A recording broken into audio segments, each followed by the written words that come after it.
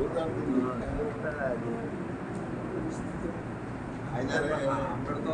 আমি মঞ্চা করছি এটা দ্বারা নমস্কার আমরা সাথে সাথে এবারও দ্বারা নমস্কার নমস্কার করা দ্বারা মঞ্চা একদম মই দিয়া সাথে সাথে একদম পাওয়া মেরে পুরো গেছে এই মঞ্চা দ্বারা নমস্কার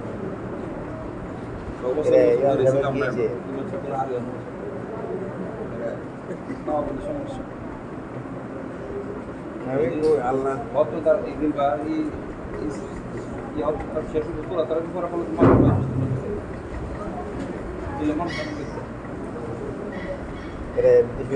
ফসল ফসল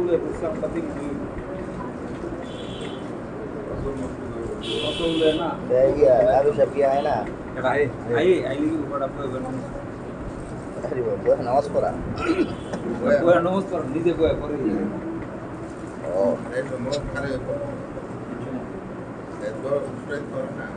এমনি তো 10 টাকা পরে তার বড় এরপরে নিজে বয়া তাই দিন ভাগে শেষ হইব 3 দিন পর কিছু রাতার আমি করে এই দিনটা পড়াবো না আমি তো এই দিন ব্যবস্থা এই তো আমরা বলবো আমি আর ভাই বাড়ানো করে কত ফোন করে না কত তো পড়াই এর আগে দুটো তো করেছে রে আপনি না থাকেন না ওখানে গেছে মিলাই করে একটা না করি লোক তো বলে একদম মুসলিম দিন আর আমি আছে বিশাল আমার কনফার্ম আছে সেই জন্য না আমি দিন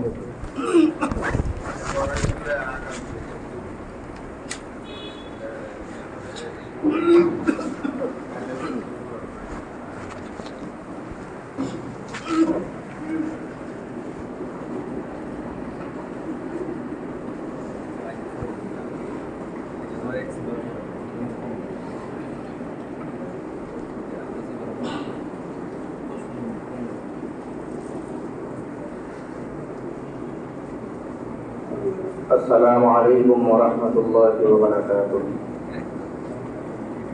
الحمد لله نحمده ونستعينه ونستغفره ونؤمن به ونتوكل عليه ونعوذ بالله من شرور أنفسنا ومن سيئات أعمالنا. من يهده الله فلا مضل له ومن يضلله فلا هادي له. ونشهد أن لا إله إلا الله وحده لا شريك له ونشهد أن سيدنا ومولانا محمدا عبده ورسوله صلى الله عليه وعلى آله وأصحابه وبارك وسلم. أما بعد فأعوذ بالله من الشيطان الرجيم.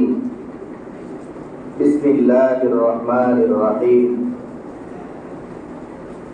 يا أيها الذين آمنوا كتب عليكم الصيام كما كتب على الذين من قبلكم لعلكم تتقون. وقال رسول الله صلى الله عليه وسلم قال الله تعالى الصوم لي وأنا أجزي به. اللهم صل على محمد وعلى آل محمد كما صليت على إبراهيم وعلى آل إبراهيم إنك حميد مجيد. اللهم بارك على محمد وعلى آل محمد كما باركت على إبراهيم وعلى آل إبراهيم إنك حميد مجيد. سبحانك لا علم لنا إلا ما علمتنا إنك أنت العليم الحكيم. মহান আল্লাহ পাক রব্বুল আলামিনের দরবারে অসংখ্য শুকরিয়া জ্ঞাপন করছি, যিনি আমাদেরকে অন্যান্য জুমার ন্যায় আজকেও জুমার নামাজ আদায়ের জন্য পবিত্র ঘর মসজিদে আসার তৌফিক দান করেছেন। আলহামদুলিল্লাহ। মোহতারাম হাজিরিন, রমজান মাসের প্রথম জুমা আজকে।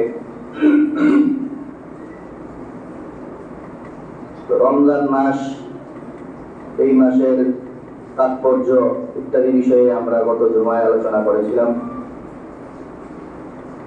তো রমজান মাস যেহেতু প্রবেশ করছে, বিশেষভাবে রমজান মাসের করণীয়, বিশেষ বিশেষ করণীয় গুলো নিয়ে আমরা দুই চারটা কথা আপনাদের সামনে বলি। রমজান মাসের সবচেয়ে বড় করণীয় সবচেয়ে গুরুত্বপূর্ণ করণীয় যেটা সেটা হলো রমজান মাসে রোজা রাখা। রমজান মাসে রোজা রাখাকে আবশ্যক করে ফরজ আখ্যা দিয়ে কোরআনে কারীমের মধ্যে আল্লাহ পাক রব্বুল আলামিন বলেন, ইয়া আইয়ুহাল্লাযীনা আমানু কুতিবা আলাইকুমুস সিয়াম কামা কুতিবা আলাল্লাযীনা মিন ক্বাবলিকুম। এই মানুষজন, তোমাদের উপরে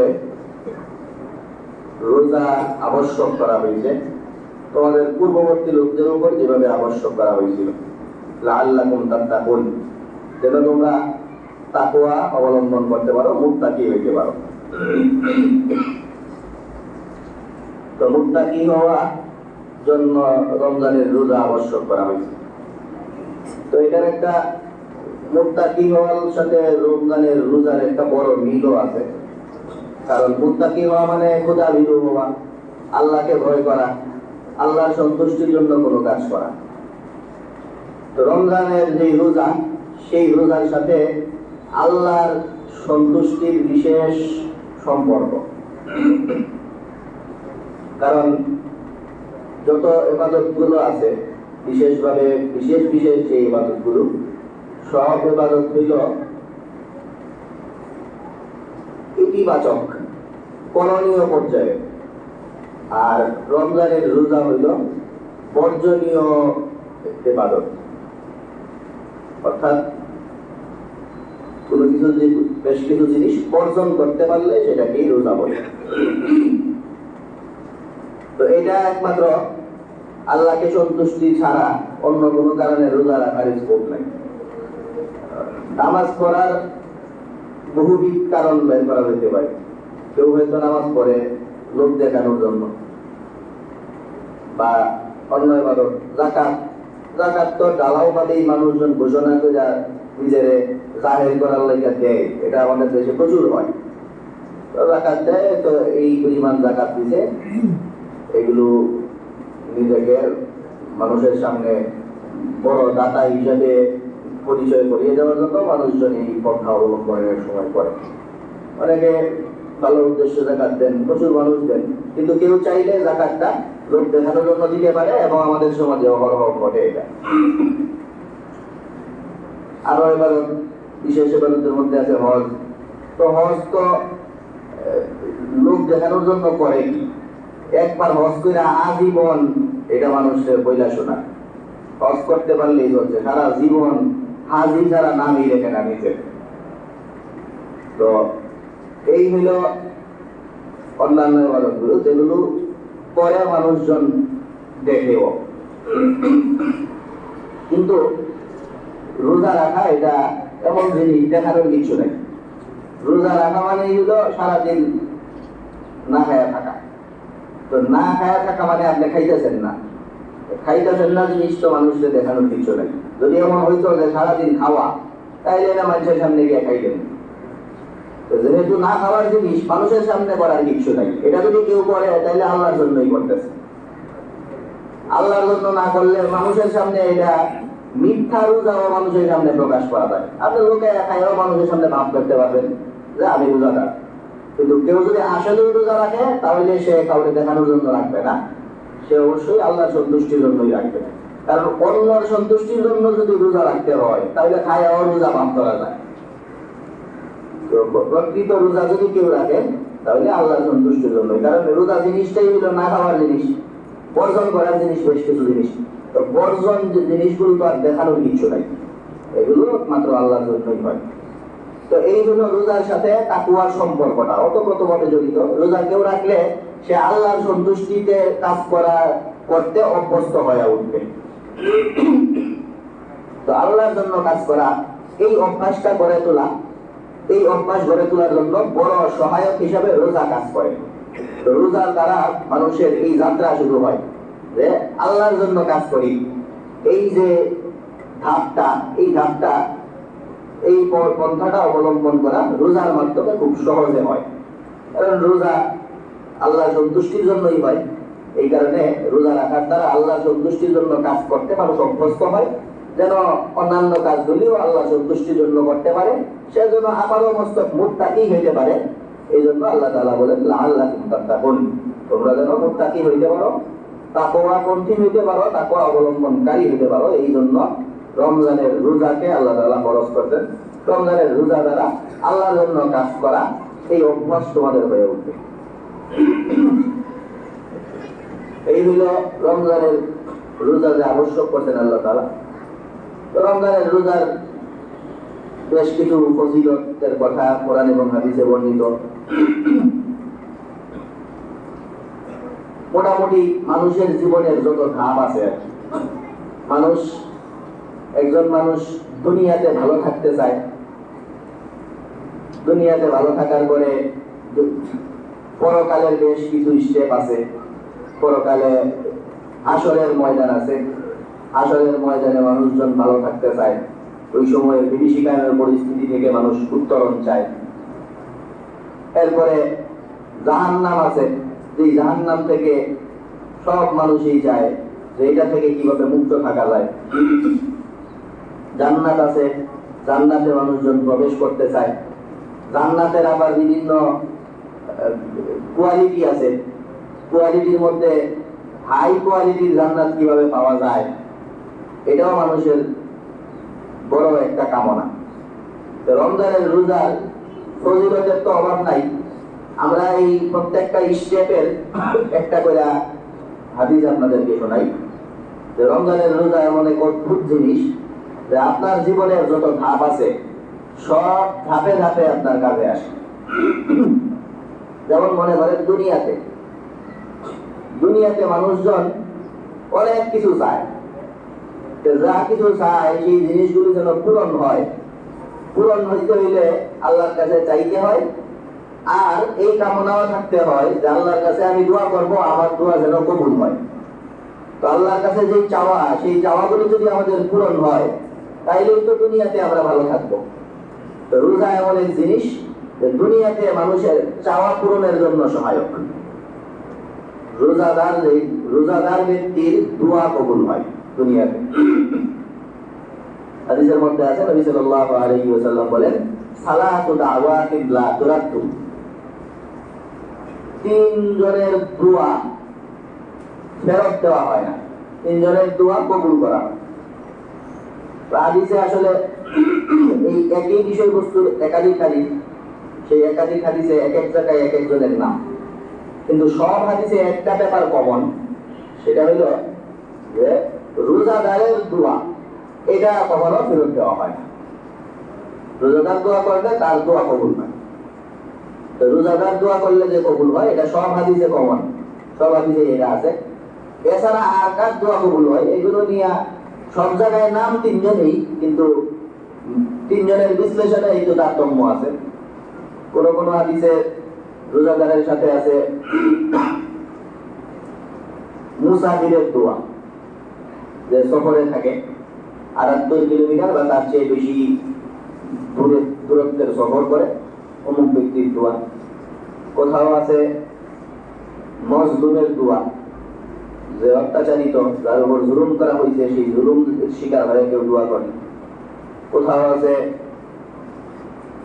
পিতার দোয়া সন্তানের জন্য।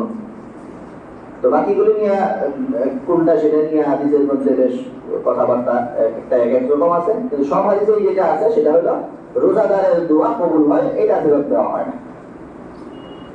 তো দুনিয়াতে রোজাদারের জন্য এই বড় একটা পাওয়া, দুনিয়াতে তার দোয়া কবুল। দোয়া কবুলের অর্থ হইল আপনার জন্য অবারিত সুযোগ তৈরি, আল্লাহর কাছ থেকে আপনার প্রয়োজনীয় জিনিসগুলি আপনি কবুল করায় নিয়ে মঞ্জুর করায় নিতে পারবেন। এই হলো দুনিয়াতে রোজা রাখার সুফল। হাসরের ময়দানে রোজা যে রাখছে, সেই রোজা আর রোজার মাসের সাথে একটা গুরুত্বপূর্ণ ইবাদত সম্পৃক্ত, সেটা হলো কোরআনে কারীমের তিলাওয়াত।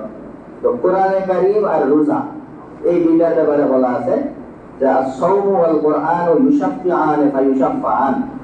রোজা আর কোরআন এই দুইটা কিয়ামত দিবসে সুপারিশ করবে। আর সুপারিশ করবে যে হাদিসে বলা, এই হাদিসের শেষে সুপারিশের রেজাল্টও বলে দেওয়া আছে। শুধু সুপারিশ করবে একটুকু না, বলা আছে যে কোরআন আর রোজা এই দুইটা সুপারিশ করবে এবং তাদের সুপারিশ গ্রহণও করা হবে। হাদিসের মধ্যেই সুপারিশ করার পরে কি হবে সেটাও বলা, ফায়ুশাফা আলাইহিম, এদের সুপারিশ গ্রহণ করা হবে। তো এরপরে জাহান্নাম থেকে বাঁচার জন্য রোজা সহায়ক ভূমিকা পালন করে। হাদিসের মধ্যে আছে নবী সাল্লাল্লাহু আলাইহি ওয়াসাল্লাম বলেন আস-সাওমু জুন্নাতুন, রোজা ঢাল হিসাবে কাজ করে। ঢাল মানুষজন কোনো কিছু থেকে আত্মরক্ষার জন্য, বিশেষ করে যুদ্ধের ময়দানে মানুষজন গ্রহণ করত, ঢাল দিয়া তরবারি ইত্যাদির আঘাত প্রতিহত করত। তো রোজা জাহান্নামের জন্য ঢাল স্বরূপ, জাহান্নামের জন্য যাওয়া না লাগে। অন্য হাদিসে আছে, আমরা বহুবার এই বিভিন্ন সময়ে রোজার ব্যাপারে এই হাদিস আপনাদেরকে আমরা বলছি, মান সামা লিল্লাহি ইয়াওমান বা'আদাল্লাহু বিযালিকাল ইয়াওমি ৭০ খারিফাম মিনান নার। যে ব্যক্তি শুধু একটা দিন রোজা রাখবে, ওই একদিন যদি শুধু রোজা রাখে, সেই একদিনের রোজার এই পাওয়ার যে জাহান্নামের আগুন থেকে এই একদিনের রোজা তারে ৭০ বছরে তুলে নিয়ে যাবে। সুবহানাল্লাহ। তো একদিনের রোজার কারণে জাহান্নাম থেকে এত দূরে এসে চলে যাবে। তো জাহান্নাম থেকে খুব ভালোভাবে এই রোজা মানুষকে বাঁচায়। জান্নাতে প্রবেশ করার জন্য সেখানেও রোজা এটা খুব গুরুত্বপূর্ণ ভূমিকা রাখে।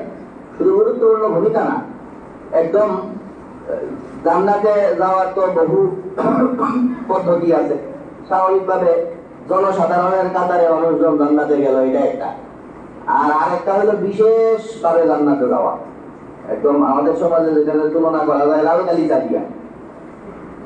তো জান্নাতে রোজাদারদের জান্নাতে যাওয়ার একটা বিশেষ পদ্ধতি আছে। সেটা হলো, তো জান্নাতে একটা বিশেষ দরজাই থাকবে, তোরণ। এই তোরণের নাম হলো রাইয়ান। এই তোরণ দিয়া অন্য মানুষ কেউ যেতে পারবে না, শুধু এটা দিয়ে রোজাদাররাই যাবে। হাদিসে আছে নবী সাল্লাল্লাহু আলাইহি ওয়াসাল্লাম বলেন যে জান্নাতের মধ্যে একটা দরজা থাকবে, ইউকালু লাহুর রাইয়ান লা ইয়াদখুলুহা ইল্লা সাইমুন। জান্নাতে রাইয়ান নামে একটা তোরণ থাকবে, যেই তোরণ দিয়া রোজাদার ছাড়া অন্য কেউ এই দিক দিয়ে প্রবেশ করতে পারবে না। তো জান্নাতে যাওয়ার পরে রোজা মানুষকে জান্নাতের যেই কোয়ালিটি গুলি আছে, যে স্তর আছে, এর মধ্যে উন্নত স্তরের জান্নাতে রোজাদারকে মানব এই রোজা নিয়ে যায়। হাদিসের মধ্যে আছে নবী সাল্লাল্লাহু আলাইহি ওয়াসাল্লাম বলেন, ইন্না ফিল জান্নাতি গুরাফান তুরা যুহুরুহা মিন বুতুনিহা ওয়া বুতুনুহা মিন যুহুরিহা। জান্নাতে বিশেষ প্রকারের প্রাসাদ আছে, যেই প্রাসাদের ওই আমাদের দেশে জান্নাতের বিভিন্ন বর্ণনা ইত্যাদি দিয়া আপনারা খেয়াল করলে দেখবেন, আপনারা যদি জান্নাতের বর্ণনাগুলি কোরআন হাদিসের মধ্যে দেখেন যে কি বর্ণনা দেওয়া আছে, আর আমাদের সমাজের আধুনিক অত্যাধুনিক সিস্টেমগুলি ফলো করেন, তাহলে দেখবেন যে জান্নাতের বর্ণনা কপি করার চেষ্টা করে অনেক। জান্নাতের গ্লাসের বিবরণ, ওগুলো আমাদের উন্নত জায়গাগুলোতে সেই গ্লাসের অনুকরণ করা হয়। এরকম বিভিন্ন জায়গায় জান্নাতের যে বিবরণগুলো আছে ওগুলোকে ফলো করার চেষ্টা অনেকে করে। তো জান্নাতের এখানে যে বিবরণটা দেওয়া আছে যে জান্নাতে এমন প্রাসাদ আছে যেই প্রাসাদের তুরা যুহুরুহা মিন বুতুনিহা ওয়া বুতুনুহা মিন যুহুরিহা। এই সমুদ্রের পারে মনে করেন লেকের পারে গ্লাস ফিটিং করা, যেটা দিয়া যেখানে বৈশা খাওয়া দাওয়া করলে বাহিরের পানিটা নিয়ে দেখা যায়। তো এরকম তুরা যুহুরুহা মিন বুতুনিহা ওয়া বুতুনুহা মিন যুহুরিহা, যেটার ভিতর থেকে বাহির দেখা যায়, বাহির থেকে ভিতর দেখা যায়। ওরকম প্রাসাদ আছে, উন্নত মানের প্রাসাদ।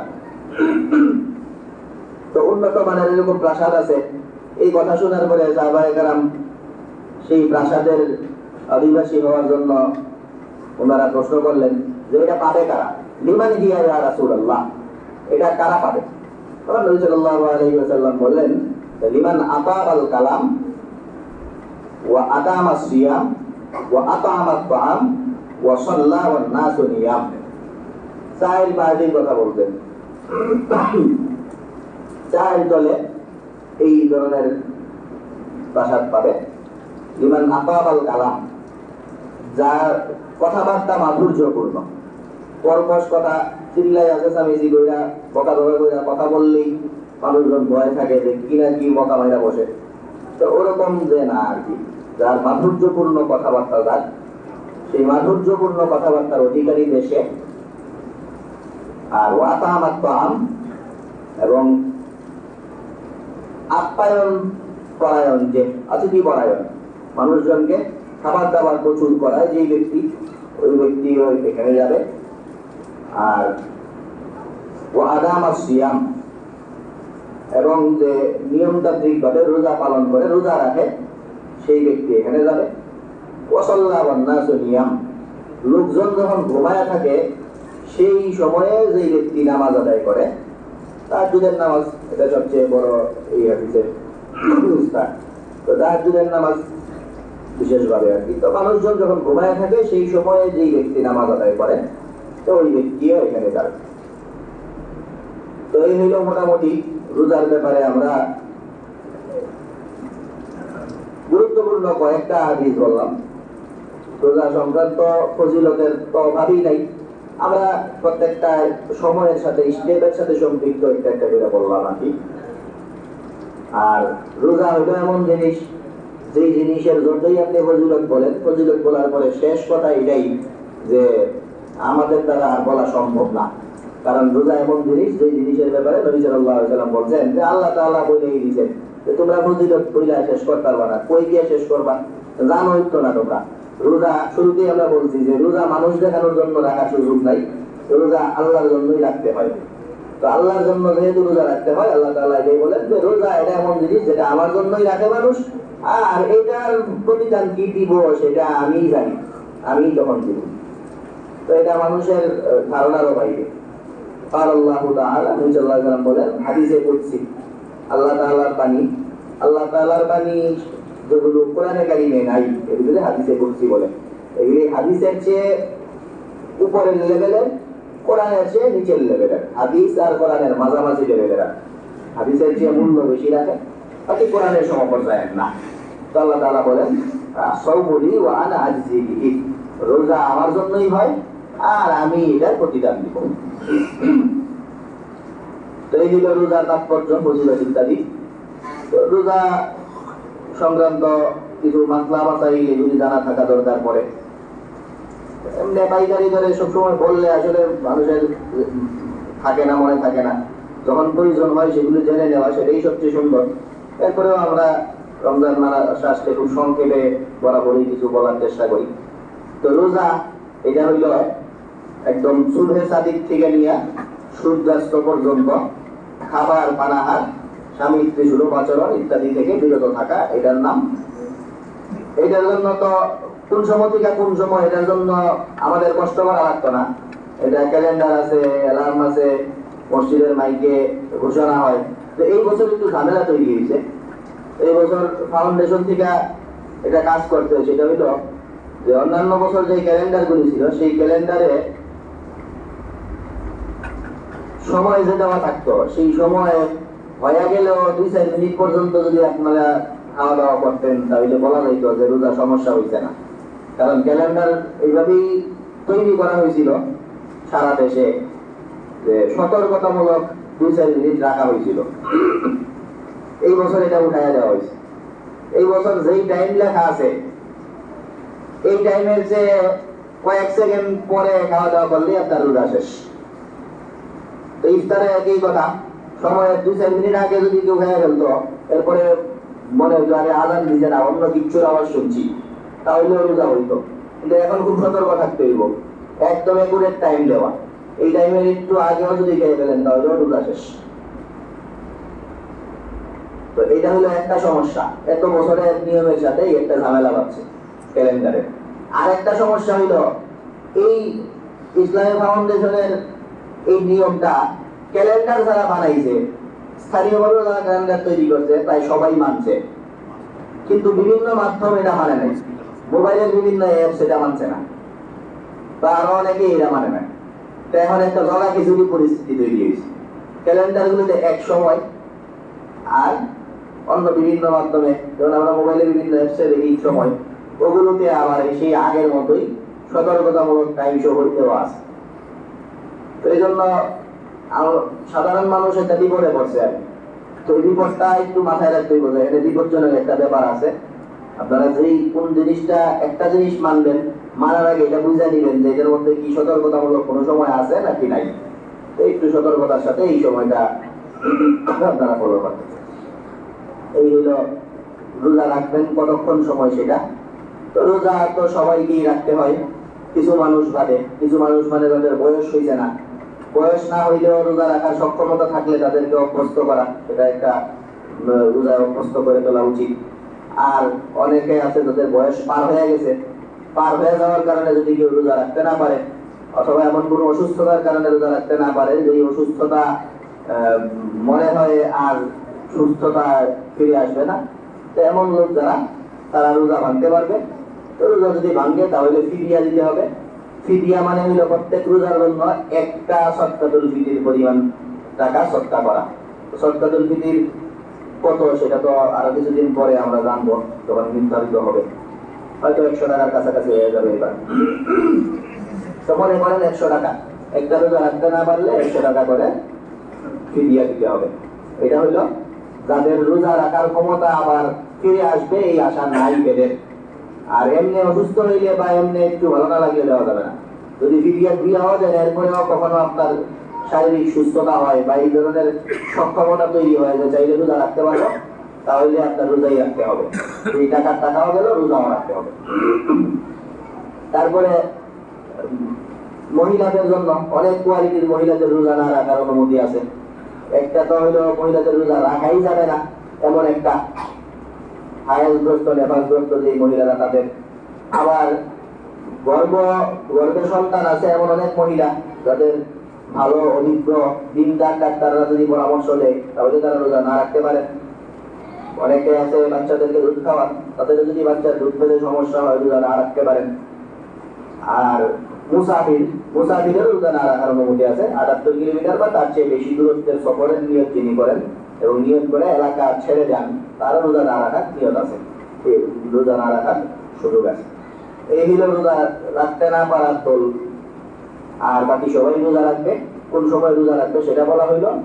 তো রোজা কি কারণে ভেঙে যায়, কি কারণে ভাঙবে না, এগুলো যে যে পরিস্থিতির সম্মুখীন হয় তখন বলাই সুন্দর। সাধারণত রোজা ইচ্ছা করে যদি কেউ কিছু খেয়ে ফেলে, ইচ্ছা অনিচ্ছার দুইটা ব্যাপার আছে, একটু জটিল। একটু একটা হইলো যে আপনার ভিতরে কোনো খাবার চলে গেছে, আপনি জানেন মনে নাই আপনি রোজাদার, তাহলে রোজা ভাঙবে না। আর আরেকটা হইলো আপনার মনে আছে রোজাদার কিন্তু ঠেকাইতে পারছেন না, চলে গেছে, তাহলে রোজা ভেঙে যাবে। মনে করেন আপনি খুব সতর্ক, আপনি গোসল করতেছেন, জানেন রোজাদার যে পানিটা নিতে যাওয়া যাবে না, কিন্তু চলে গেছে, ঠেকাইতে পারছেন না, তাহলে রোজা ভেঙে যাবে। মানে আপনার রোজা স্মরণ আছে, এই অবস্থায় কিছু ভিতরে গেলে রোজা ভেঙে যাবে।